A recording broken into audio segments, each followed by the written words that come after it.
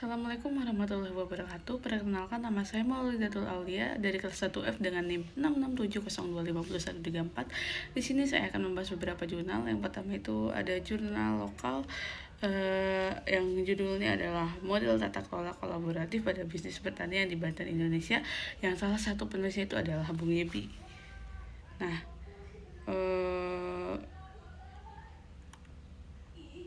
jurnal ini membahas tentang bagaimana kolaborasi antara petani muda, pemerintah, dan swasta. Tapi kolaborasi ini memiliki beberapa tantangan di lapangan, yaitu bagaimana pemerintah dan petani muda tuh program pemerintah tuh kadang cuma fokus pada teknis budidaya, bukan ke aspek bisnis yang diinginkan petani muda. Nah, tentu saja hal ini tuh sangat bertolak belakang gitu ya antara prinsip petani muda dengan pemerintah. Kemudian tantangannya juga datang dari modal atau dari pihak swasta, di mana petani muda di sini sering cari modal ke pihak non bank atau non pemerintah karena ke bank tuh jaminannya tuh sulit gitu. Kemudian ada peran yang tumpang tindih, di mana di sini juga tantangannya ada peran tumpang tindih, di mana pembagian peran antara publik, swasta, dan masyarakat tuh masih belum jelas dan masih sering kebingungan gitu. Ini peran siapa gitu. Nah, inti masalahnya adalah bagaimana Indonesia, terutama Banten tuh memiliki masalah yang serius. Ada generasi petani yang sangat sulit dan lahan pertanian tuh makin hari semakin habis. Lahan pertanian di zaman sekarang tuh semakin banyak diubah menjadi perumahan, pabrik, ataupun pusat bisnis. Anak-anak muda pun sekarang semakin susah untuk yang berminat menjadi petani gitu.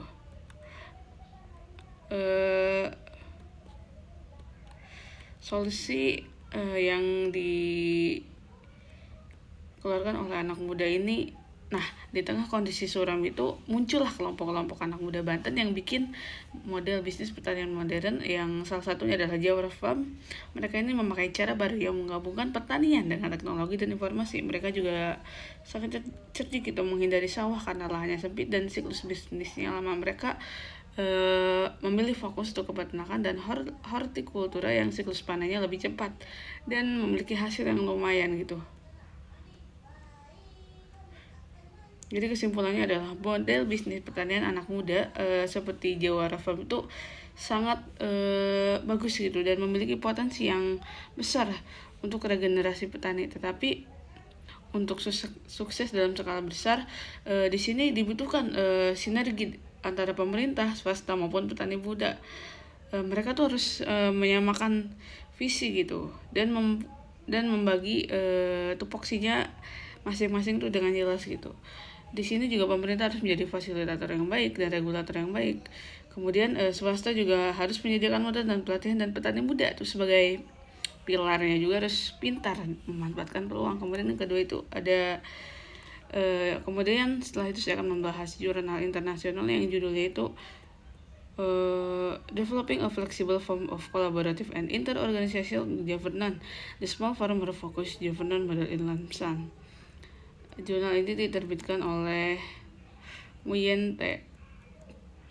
Jadi peneliti ini memperkenalkan model tata kelola kolaboratif antar organisasi yang berfokus pada petani kecil di wilayah Vietnam. Model ini dinamai Small Farmer Focused Governance, di mana petani dan perusahaan tuh berada dalam satu kubur ataupun satu atap. Kemudian yang kedua itu ada jurnal yang judulnya Camping Incentive for Pollination with Collective Action to Prevent Bundle Ecosystem in Service Farmland. Jadi jurnal ini membahas tentang model bioekonomis dan mengeksplorasi bagaimana insentif individu dikombinasikan dengan aksi kolektif untuk mendorong penyediaan jasa ekosistem. Hasil simulasi menunjukkan efek tumpahan dan bahwa kolaborasi dan komunikasi dapat memperkuat keberlanjutan. Kemudian yang ketiga itu ada jurnal yang berjudul Collaborative Digital Governance for Sustainable Rural Development in China and Evolutionary GM Approach. Jurnal ini ditulis oleh Yin Jadi jurnal ini menganalisis tentang evolutionary game untuk memodelkan keputusan kolaboratif antara 3 aktor, yaitu organisasi administrasi desa, entitas bisnis pertanian baru, dan rumah tangga petani. Fokusnya adalah governance digital, bagaimana data, insentif digital, dan distribusi manfaat memengaruhi partisipasi kolaboratif. Mereka menemukan bahwa insentif positif, mekanisme, dan keterkaitan itu memiliki peran yang penting. Kemudian yang keempat itu ada promoting sustainable farming via multi-stakeholder collaboration.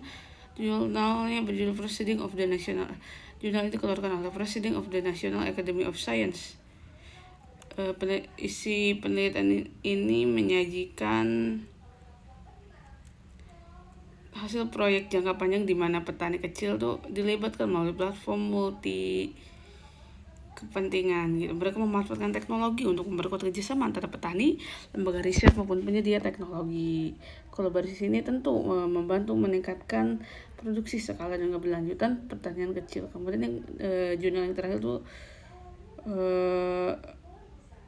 judulnya adalah Comparing the Collaboration of Smallholder Farmers, Drug Guarantee System.